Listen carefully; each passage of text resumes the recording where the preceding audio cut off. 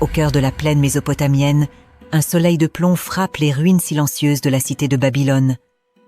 Mais jadis, ces pierres vibraient d'une énergie inouïe. C'est ici, il y a près de 4000 ans, qu'un homme a décidé de changer le destin de son peuple et, sans le savoir, celui de l'humanité tout entière.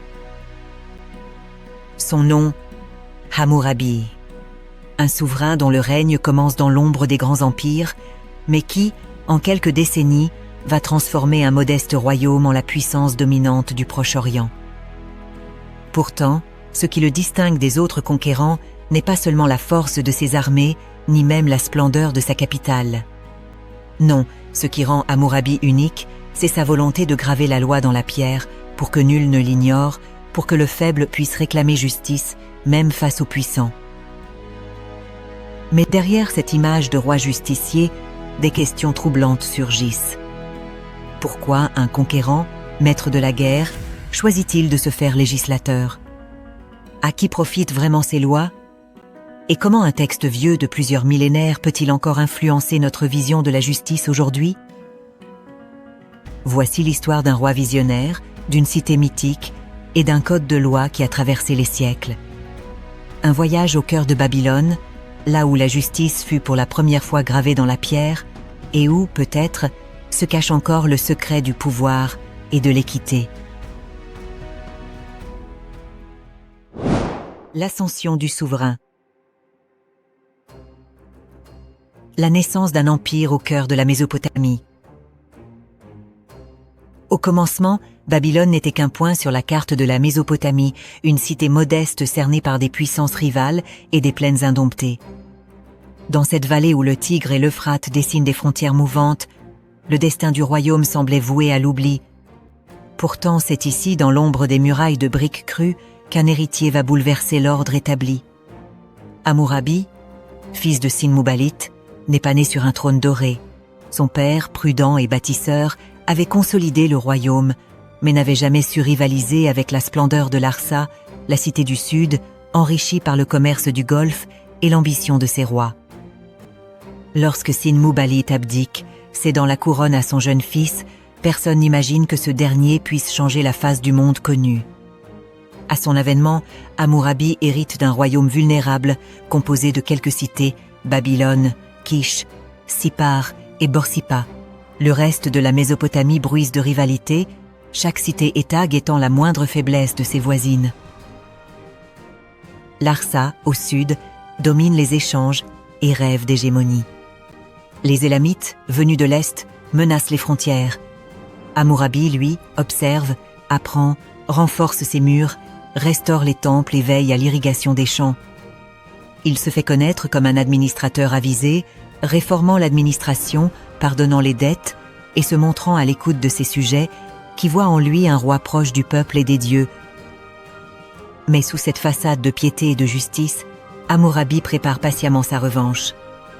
Il tisse des alliances, puis les défait, toujours au gré des intérêts de Babylone. Lorsque les Élamites franchissent les plaines, il s'allie à Larsa pour repousser l'envahisseur, puis, une fois la menace écartée, se retourne contre son ancien allié. Par la ruse et la force, il conquiert Uruk et Isin, rallie Nippur et Lagash, puis s'empare de Larsa, la grande rivale, en 1763 avant Jésus-Christ. La figure d'Hammurabi se dessine alors dans toute sa complexité. Stratège redoutable, il n'hésite pas à rompre les serments pour asseoir son pouvoir. Mais il sait aussi se présenter comme l'élu des dieux, invoquant la faveur d'Anu dans l'île et de Marduk pour légitimer ses conquêtes. Dans ses inscriptions, il se proclame pasteur nommé par Enlil, roi compétent, soleil de Babylone qui fait sortir la lumière sur le pays de Sumer et d'Akkad. Son règne, long de 43 ans, est marqué par une succession de victoires et de réformes qui transforment la mosaïque mésopotamienne en un empire unifié. À la cour de Babylone, les ambassadeurs étrangers se pressent. Les scribes consignent chaque décret, chaque victoire, chaque offrande au temple. Dans les rues, le peuple murmure le nom d'un roi qui, d'un simple héritier, est devenu le maître des 4 contrées du monde. Mais derrière la grandeur, la tension demeure, l'unité est fragile et la paix, toujours menacée par la convoitise des puissances voisines. Ainsi s'achève le premier acte du règne d'Hammurabi, la naissance d'un empire forgé par la volonté d'un homme à la croisée de la stratégie, de la foi et de l'ambition. La suite de son histoire révélera comment ce conquérant deviendra le législateur dont la voix résonne encore, gravée dans la pierre, à travers les siècles. Le conquérant et l'unificateur.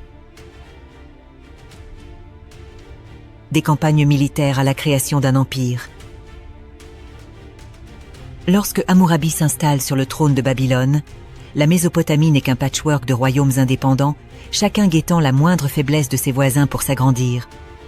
Mais le jeune roi va bouleverser cet équilibre fragile, non par la force brute immédiate, mais par une stratégie patiente, faite d'alliances, de ruptures et de calculs politiques. Tout commence avec la menace venue de l'Est. Les Élamites, puissants et ambitieux, envahissent le sud de la Mésopotamie. Hammurabi, loin de se replier, saisit l'occasion de s'allier à Mari et à Larsa pour repousser l'envahisseur.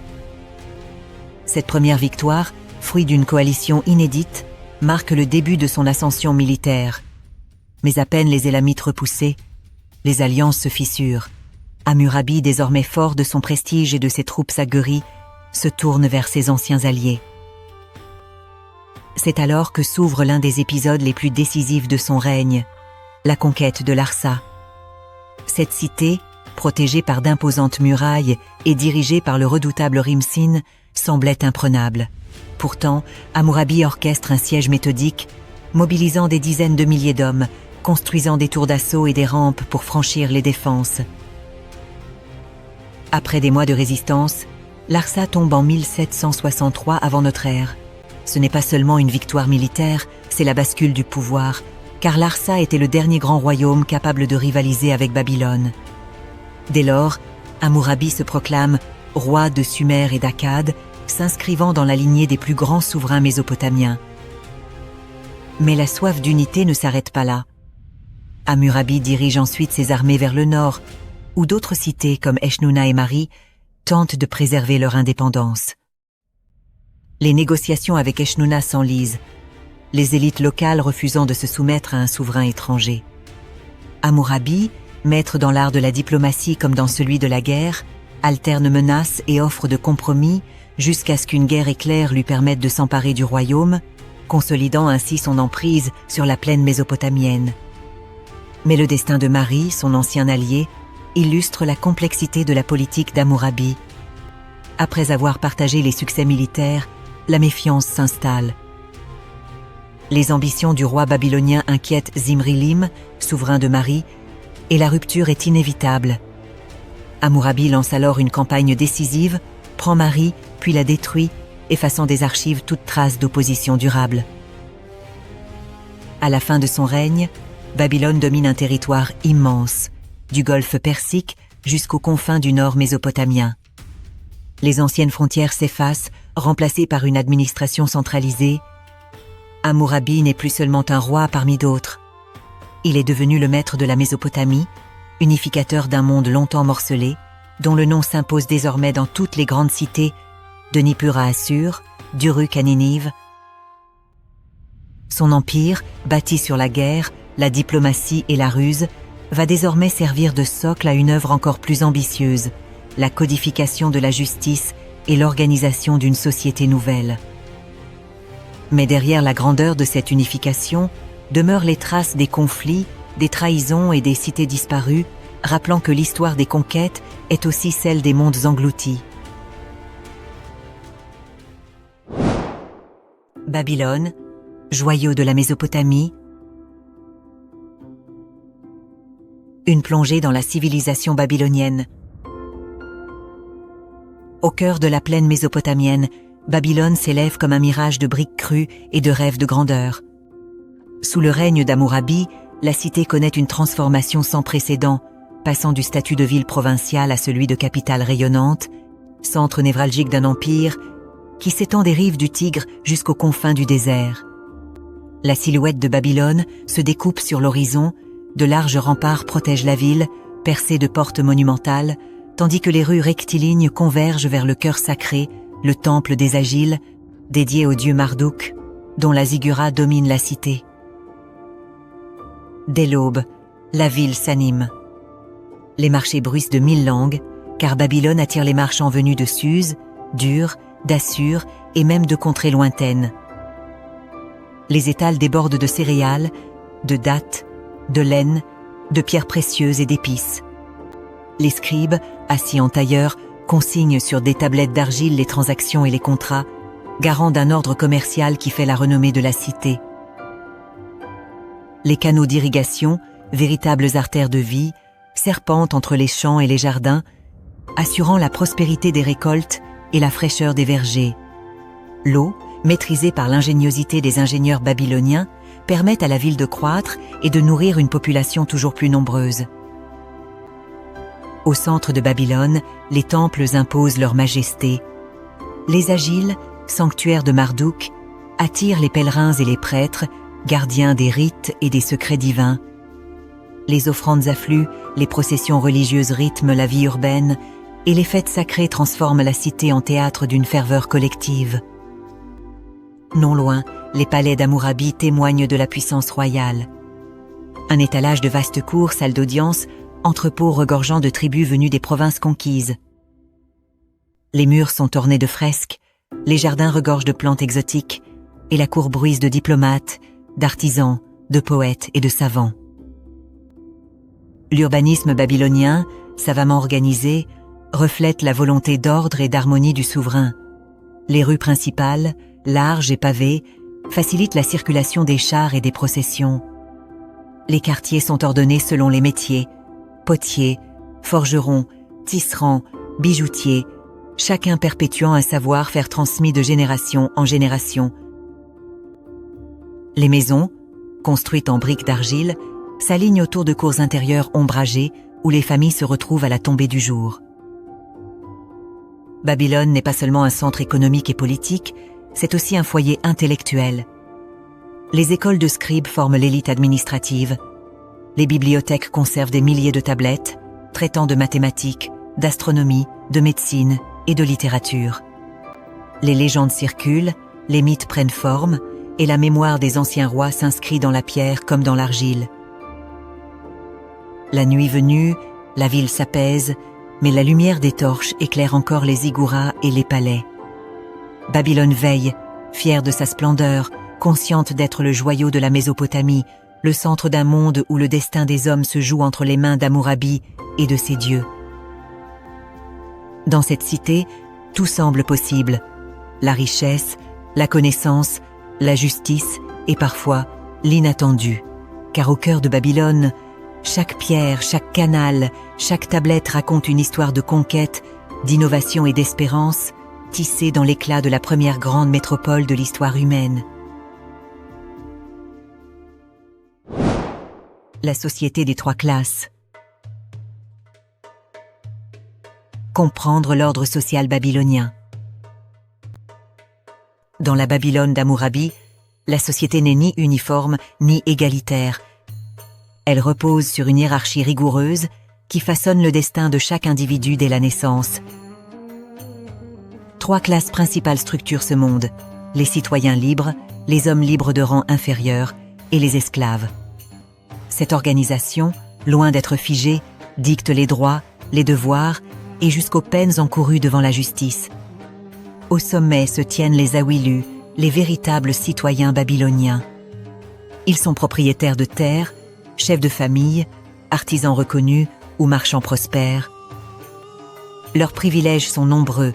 Ils peuvent posséder des biens, contracter des mariages avantageux et accéder aux plus hautes fonctions de l'administration et du culte. Pour eux, la loi offre des garanties solides.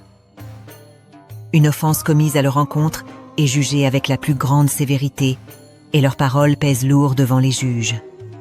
Pourtant, ce statut n'est pas synonyme d'impunité, la loi du talion s'applique avec rigueur et la responsabilité individuelle est au cœur de la justice babylonienne. Juste en dessous, on trouve les mouchkenus, hommes libres mais de rang inférieur. Leur condition est plus précaire. Souvent petits exploitants ou travailleurs dépendants, ils ne disposent ni de la même protection juridique, ni des mêmes droits successoraux que les Awilus. Lorsqu'un Mouchkenu subit un préjudice, la compensation prévue par la loi est moindre.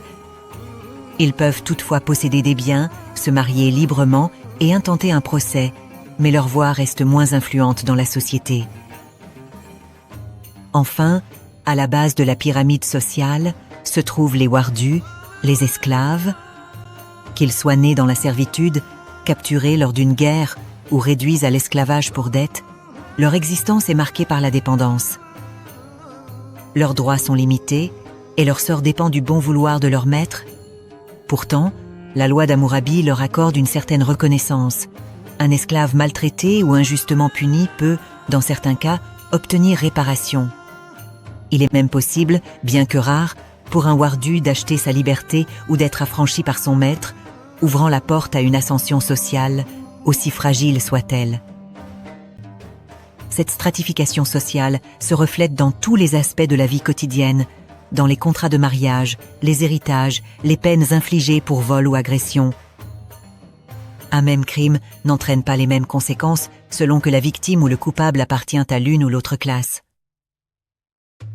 La justice babylonienne, loin de rechercher l'égalité absolue, vise plutôt à préserver l'ordre établi, à garantir la stabilité du royaume et à protéger les équilibres économiques et familiaux. Mais derrière cette apparente rigidité, la société babylonienne laisse entrevoir des possibilités de mobilité. Un esclave affranchi peut devenir Mouchkenu, un homme libre prospère peut accéder au rang d'Awilu. Les frontières, bien que solides, ne sont pas totalement infranchissables. La loi, gravée dans la pierre, dessine ainsi le cadre d'une société où chaque place est définie, mais où la destinée individuelle n'est jamais totalement figée. Dans cette Babylone où tout est codifié, la hiérarchie sociale n'est pas seulement une question de naissance ou de fortune, elle est le reflet d'une vision du monde où l'ordre, la justice et la stabilité priment sur l'égalité. Un équilibre subtil, sans lequel l'empire d'Hammurabi n'aurait pu connaître la prospérité ni laisser une trace aussi durable dans l'histoire humaine. Une économie florissante. Du commerce à l'agriculture, les fondements de la prospérité. Au temps d'Hammurabi, Babylone n'est pas seulement le cœur politique d'un empire, elle est aussi un carrefour économique où se croisent richesse, innovation et ambition. La ville, ceinte de puissantes murailles, s'étend entre champs fertiles et jardins, où les palmiers dessinent des ombres sur les canaux d'irrigation. L'agriculture, véritable colonne vertébrale de la prospérité babylonienne, s'appuie sur la maîtrise des eaux du Tigre et de l'Euphrate. Les paysans, organisés en communautés, cultivent céréales, légumes, dattes et élèvent bétail et moutons. Les terres, souvent la propriété de familles puissantes ou de temples, sont travaillées par des hommes libres, des ouvriers agricoles et parfois des esclaves. L'irrigation, perfectionnée par un réseau de canaux et de digues, permet d'exploiter chaque parcelle, rendant la région étonnamment fertile malgré l'aridité du climat. Mais Babylone ne se contente pas de nourrir ses habitants. Elle rayonne bien au-delà de ses frontières grâce à un commerce international foisonnant. Les routes caravanières et les voies fluviales relient la cité aux confins de l'Anatolie, de la Perse et même de l'Égypte. Sur les marchés, on échange céréales contre étain, tissus de lin, étoffes de pourpre, pierres précieuses ou fer, venus de contrées lointaines. Les marchands babyloniens, véritables pionniers du commerce, s'organisent en réseaux familiaux ou en sociétés de participation, négociant, transportant, stockant et revendant les denrées et les objets de luxe. Le trafic fluvial, notamment sur l'Euphrate, assure l'approvisionnement régulier de la ville en produits alimentaires et matières premières. L'artisanat, quant à lui, occupe une place centrale dans l'économie urbaine. Les ateliers, souvent installés dans l'enceinte même du palais ou dans des quartiers spécialisés, produisent textiles, poteries, objets en métal et bijoux. Les artisans perpétuent des savoir-faire hérités des Sumériens, tout en innovant pour répondre à la demande croissante d'une élite avide de raffinement. Les surplus agricoles et artisanaux, stockés dans les entrepôts royaux ou privés, sont vendus ou échangés par l'intermédiaire de marchands, contribuant à la richesse collective de la cité. Au cœur de ce système, La monnaie n'existe pas encore sous forme de pièces frappées, mais l'argent pesé, le cycle d'argent, sert de référence pour les transactions importantes, le paiement des salaires ou des dettes et l'honoration des contrats. Le troc demeure courant pour les échanges quotidiens, mais l'usage de l'argent, sous forme de lingots ou d'objets, témoigne déjà d'une économie sophistiquée et réglementée. Hammurabi, en administrateur avisé, veille à la bonne marche de cette économie. Son célèbre code de loi consacre de nombreux articles à la réglementation des prêts, des contrats de location, des salaires et des prix, mais aussi à la protection des débiteurs en cas de catastrophe. Les risques liés à l'agriculture, crues, sécheresse, invasion de parasites, sont pris en compte. Un paysan frappé par le malheur peut être exempté de ses dettes pour l'année, preuve d'une compréhension pragmatique des aléas économiques. La ville elle-même reflète ce dynamisme. Les quartiers s'organisent autour des marchés, où se concentrent les activités commerciales, tandis que les notables résident près du palais ou du temple. Les familles les plus influentes, comme celle des Égibies, bâtissent leur fortune en jouant le rôle d'intermédiaire entre les producteurs ruraux et les consommateurs urbains, organisant le transport et la distribution des denrées à grande échelle. Babylone, sous Hammurabi, incarne ainsi l'émergence d'une économie urbaine complexe, où l'agriculture irriguée, le commerce international, l'artisanat spécialisé et la réglementation juridique s'entrelacent pour façonner une société prospère et inventive. Ce modèle, fondé sur la complémentarité des secteurs et la circulation des richesses, fera de la cité un exemple pour les générations futures, bien au-delà de la Mésopotamie antique. La famille et le mariage. La structure familiale et les traditions matrimoniales. Dans la Babylone d'Hammurabi, la famille n'est pas seulement un cercle intime, elle forme la cellule fondamentale de la société, le socle sur lequel repose l'ordre du royaume. Le mariage, loin d'être une affaire de sentiments, s'inscrit dans une logique de transmission, d'alliance et de stabilité. Tout commence par un accord, rarement conclu entre les futures épouses eux-mêmes, mais négocié par les chefs de famille. Deux lignages se rencontrent, discutent et fixent les termes d'une union qui engage bien plus que deux individus. C'est l'avenir de deux maisons qui se joue. La cérémonie, bien que discrète dans les textes, donne lieu à un transfert de biens soigneusement documenté. L'ado, offerte par la famille de la mariée, se compose de meubles, de bijoux, de terres ou même d'esclaves. Elle représente la part d'héritage de la jeune femme qui quitte la maison paternelle pour rejoindre celle de son époux. Ce dernier, de son côté, peut offrir un présent à sa femme, symbole de son engagement. Les contrats de mariage, gravés sur tablette d'argile, détaillent chaque clause, droit sur la dot, conditions de vie, obligations mutuelles. Au sein du foyer, l'autorité du chef de famille s'impose sans partage. L'épouse, bien que détentrice de sa dot, voit sa gestion confiée à son mari. Elle conserve néanmoins une capacité juridique. Ainsi, elle peut disposer de ses biens propres, gérer ses esclaves et même, dans certains cas, conclure des contrats en son nom. Mais la place de la femme demeure fragile. Si le mari souhaite répudier son épouse sans motif grave, il doit lui verser une compensation. En revanche, si l'épouse cherche à quitter son mari sans justification, elle risque la mort. Seul l'abandon manifeste ou la négligence du mari lui ouvre la porte du divorce légal. La stérilité, toujours attribuée à la femme, autorise le mari à prendre une seconde épouse ou une concubine, généralement une esclave. La bigamie, bien que minoritaire, n'est pas rare et fait l'objet de contrats spécifiques, réglant la place et les droits de chaque femme et de leurs enfants respectifs. Les enfants issus de ces unions sont au cœur des préoccupations juridiques. Le Code d'Hammurabi prévoit que les fils de l'épouse légitime et ceux d'une servante reconnue par le père héritent à parts égales, mais les enfants de l'épouse choisissent leur part en premier.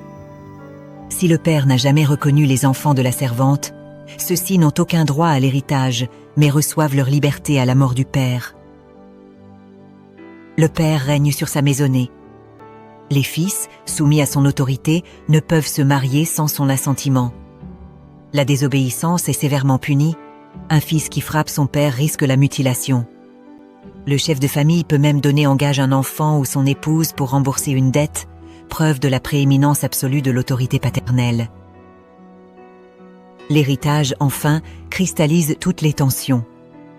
Si les règles varient selon les coutumes locales, le Code d'Hammurabi encadre avec précision la transmission des biens. Il protège les droits des enfants légitimes, tout en reconnaissant certains droits aux enfants naturels, pourvu qu'ils aient été officiellement reconnus.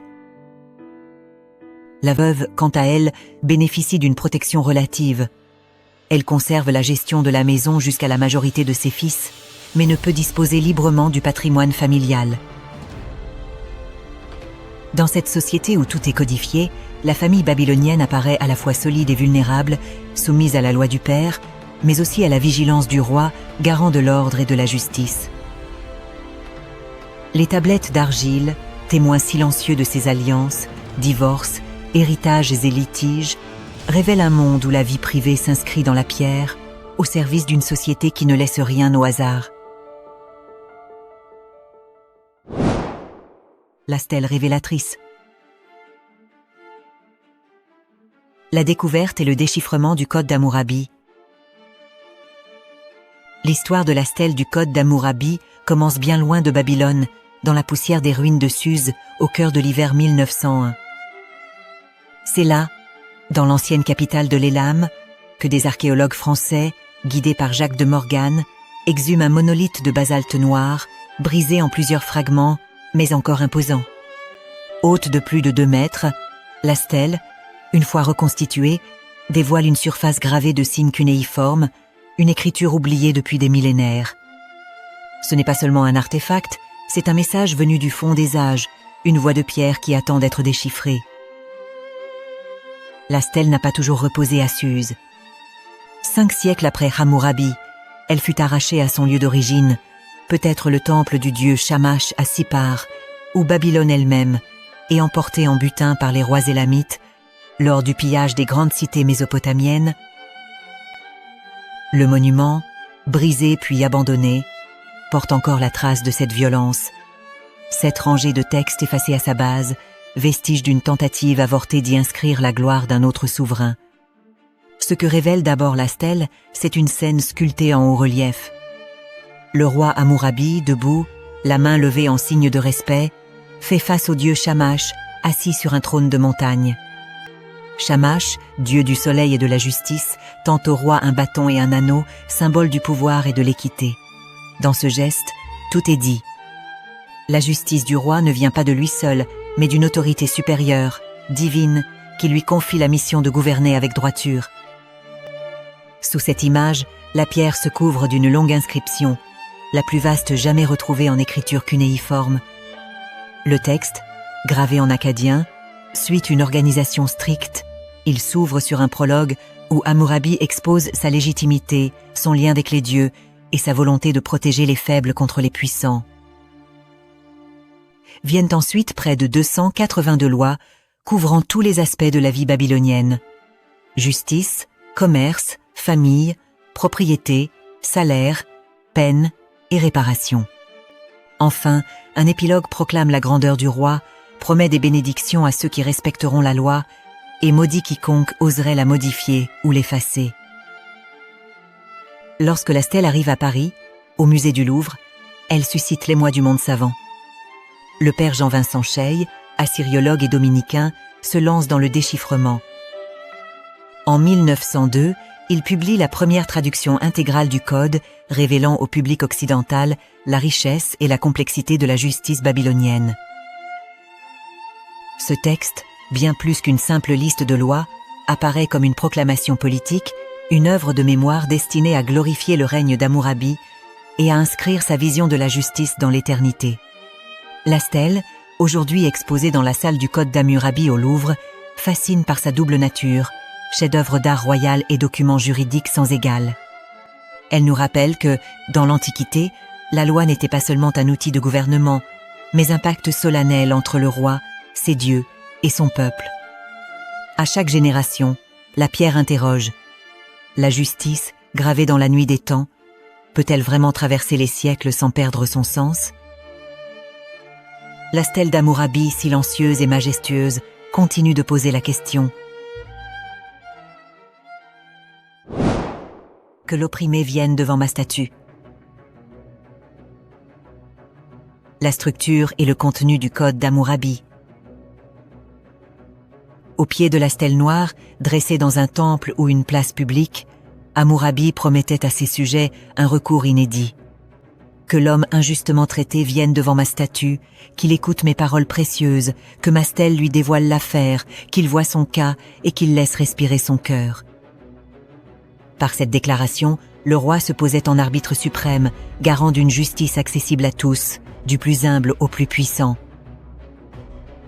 Le code d'Hammurabi, gravé dans la pierre vers 1750 avant notre ère, se compose de 282 lois organisées autour de cas concrets et formulées selon une logique empirique. Si quelqu'un, alors, cette structure casuistique, loin des principes abstraits, plonge le spectateur dans l'épaisseur du réel babylonien. Les lois couvrent tous les aspects de la vie, crime, commerce, famille, salaire, dette, construction, médecine et jusqu'aux relations entre maîtres et esclaves. Ce qui frappe d'abord, c'est la modernité de certaines dispositions qui témoignent d'une volonté de protéger les plus vulnérables et d'encadrer les excès du pouvoir. Ainsi, la loi prévoit que si un paysan subit une inondation ou une catastrophe naturelle, il peut être exempté de ses dettes pour l'année, preuve d'une compréhension pragmatique des aléas économiques. Les droits des enfants légitimes et naturels sont garantis dans l'héritage, à condition que le père ait reconnu officiellement ses enfants nés d'une servante. Si une épouse a donné des enfants à un homme, et si une esclave de cet homme lui a aussi donné des enfants, si, de son vivant, le père a dit aux enfants que l'esclave lui a donné « Vous êtes mes enfants », les enfants de l'épouse et les enfants de l'esclave partageront à parts égales la fortune mobilière de la maison paternelle. Dans le même esprit, le code encadre la responsabilité professionnelle. Si un constructeur construit une maison pour quelqu'un et ne la construit pas correctement, et la maison qu'il a construite tombe et tue son propriétaire, alors ce constructeur sera mis à mort. S'il tue le fils du propriétaire de la maison, le fils de ce constructeur sera mis à mort. On perçoit ici l'exigence de compétence et la volonté de protéger le citoyen contre la négligence. Mais à côté de ces lois déjà assez dures, d'autres frappent par leur brutalité, voire leur cruauté, révélant une justice impitoyable, fondée sur la rétribution directe et la loi du talion. Si un homme a crevé l'œil d'un homme libre, on lui crèvera un œil. Si un homme a fait tomber une dent à un homme de son rang, on lui fera tomber une dent. Si un fils a frappé son père, on lui coupera la main. Si un homme est entré par effraction dans une maison, on le tuera et pendra en face de cette brèche. Si quelqu'un a jeté un sort sur un autre homme et ne l'a pas convaincu de tort, celui sur qui a été jeté le sort ira au fleuve et se plongera dans le fleuve. Si le fleuve l'innocente, celui qui a jeté le sort est passible de mort. Certaines peines, inimaginables aujourd'hui, révèlent une conception de la justice où l'exemplarité passe par la violence. Mutilation, bastonnade, noyade, empalement, brûlure. La sanction varie selon le statut social. Un notable, un homme libre ou un esclave ne sont pas punis de la même façon pour un même crime, ce qui introduit une inégalité fondamentale dans l'application de la loi. Entre ces deux pôles, la protection du faible et la sévérité extrême, se déploie toute l'ambiguïté du code d'Hammurabi. D'un côté, il érige la loi en rempart contre l'arbitraire, offrant à l'opprimé la possibilité de faire entendre sa cause devant la statue du roi. De l'autre, il consacre la vengeance institutionnalisée, la punition exemplaire et la hiérarchie sociale gravée dans la pierre. Ainsi, la stèle d'Hammurabi ne cesse d'interroger: est-elle le manifeste d'une justice éclairée ou le miroir d'un ordre social impitoyable? Le code oscille sans cesse entre sens de l'équité et rudesse des temps, entre progrès juridique et archaïsme sanglant. Mais c'est précisément dans cette tension que réside sa force et sa fascination jusqu'à aujourd'hui. Œil pour œil, la justice talionique. Dans la salle du tribunal babylonien, le silence est pesant. Les juges, drapés dans leurs étoffes, scrutent l'accusé. La foule retient son souffle. Ici, la justice ne se contente pas de punir. Elle cherche à équilibrer la balance, à rendre à chacun la mesure exacte de son acte. C'est le règne de la loi du talion, ce principe redoutable qui a traversé les siècles sous la formule « œil pour œil, dent pour dent ». Mais derrière cette maxime, que recèle réellement le système judiciaire babylonien? La loi du talion n'est pas née d'un goût de la vengeance aveugle. Elle surgit dans un monde où la violence privée, la vendetta et l'escalade des représailles menaçaient l'ordre social. Avant Hammurabi, chaque offense pouvait déclencher une chaîne sans fin de vengeance, chaque famille cherchant à laver l'affront par le sang. Le Code, en gravant la réciprocité du crime et de la peine dans la pierre, impose une limite. La sanction ne doit jamais dépasser l'offense. Plus qu'une simple punition, c'est une barrière contre la spirale de la violence. Ce principe, cependant, n'est pas appliqué uniformément. Il s'adresse d'abord aux notables, aux hommes libres de rang élevé. Si un notable crève l'œil d'un autre notable, il perdra le sien. Mais si la victime est d'un rang inférieur, la peine se transforme en compensation financière. La justice babylonienne, loin d'être aveuglément égalitaire, s'ajuste à la hiérarchie sociale. Le statut de la victime et du coupable détermine la nature de la sanction. Ce qui frappe, c'est la précision presque chirurgicale du Code. Pour chaque délit, un châtiment à la mesure exacte du tort causé. Un membre brisé, le même membre sera brisé. Une dent arrachée, la même dent sera perdue. Mais la logique du talion va plus loin encore. Elle s'applique à la responsabilité professionnelle. Si la maison bâtie par un maçon s'effondre et tue le propriétaire, le maçon sera mis à mort. Si c'est le fils du propriétaire qui périt, c'est le fils du maçon qui paiera de sa vie. La peine épouse le délit, jusqu'à l'absurde, jusqu'à l'effroi. Pourtant, cette rigueur cache une ambition plus vaste. En codifiant la vengeance, Hammurabi fait passer la justice du domaine privé à la sphère publique. Le juge, représentant du roi, tranche selon la loi, non selon la passion. La stèle devient alors le rempart contre l'arbitraire, la garantie que le fort ne pourra plus écraser le faible sans risquer la même perte. Le talion, loin d'être une simple revanche, est un outil de pacification sociale. Il canalise la colère, la discipline, la soumet à la raison du droit. Mais la tension demeure. D'un côté, le Code promet l'ordre, la prévisibilité, la fin des vendettas. De l'autre, il inscrit dans la pierre une brutalité qui glace le sang. Les mutilations, les exécutions, les châtiments corporels sont monnaie courante. Pour les Babyloniens, la justice doit être visible, tangible, parfois spectaculaire. La punition n'est pas seulement réparation, elle est avertissement, spectacle, leçon gravée dans les chairs et les esprits. Ce système, pour choquant qu'il paraisse aujourd'hui, marque pourtant un progrès. Il remplace la vengeance sans fin par une règle, la violence privée par l'autorité du roi. Il fonde l'idée que la loi, et non le plus fort, doit dire le droit.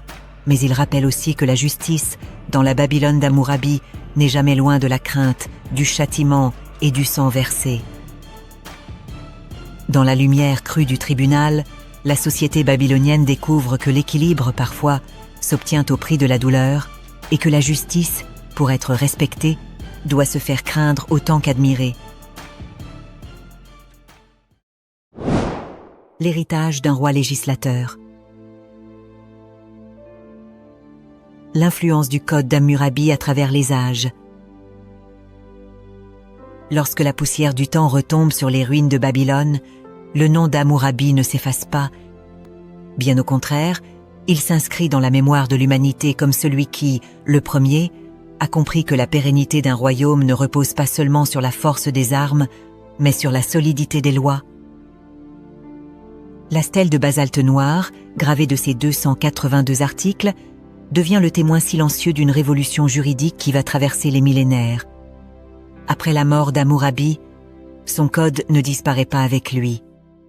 Les rois babyloniens et mésopotamiens qui lui succèdent s'en inspirent, adaptant ses lois à de nouveaux contextes, modifiant parfois les articles, mais conservant l'esprit d'une justice écrite, publique et accessible. Pendant plus d'un millénaire, la tradition juridique babylonienne irrigue les cités de Sumer, d'Akkad et d'Assyrie, posant les bases d'une culture du droit qui influence toute la région. Mais l'héritage d'Hammurabi ne s'arrête pas aux frontières de la Mésopotamie.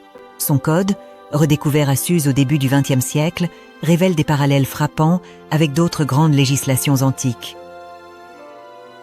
Les lois bibliques, notamment celles du Lévitique et du Deutéronome, reprennent certains principes du talion et de la responsabilité individuelle, témoignant d'un dialogue juridique à travers le Proche-Orient. Plus tard, le droit romain, puis les codes médiévaux européens puiseront dans cette tradition l'idée d'une loi écrite, stable, opposable à tous, qui protège le faible contre l'arbitraire du puissant. Ce qui est encore plus fascinant, c'est que la stèle d'Hammurabi, aujourd'hui exposée au Louvre, continue d'interroger notre conception de la justice. Les juristes modernes y voient le premier exemple d'un droit codifié, accessible à tous, où la loi n'est plus l'apanage des prêtres ou des rois, mais un pacte social affiché publiquement. Les historiens, eux, s'émerveillent devant la modernité de certains articles, protection des débiteurs en cas de catastrophe, droits des femmes et des enfants, responsabilité professionnelle. Mais ils s'interrogent aussi sur la brutalité de certaines peines, sur la hiérarchie sociale inscrite dans la pierre, sur les limites d'une justice qui n'est pas encore universelle. L'héritage d'Hammurabi, c'est donc à la fois la fondation d'une société ordonnée par la loi et la naissance d'un questionnement qui n'a jamais cessé. Qu'est-ce qu'une justice équitable? Comment concilier l'ordre et la compassion? Jusqu'où la loi doit-elle aller pour protéger, punir, réparer? La stèle, dressée il y a près de 4000 ans, n'a pas fini de livrer ses secrets. Elle rappelle à chaque génération que la justice, telle qu'Hammurabi l'a conçue, fut d'abord un instrument de contrôle, de dissuasion et parfois de violence institutionnalisée.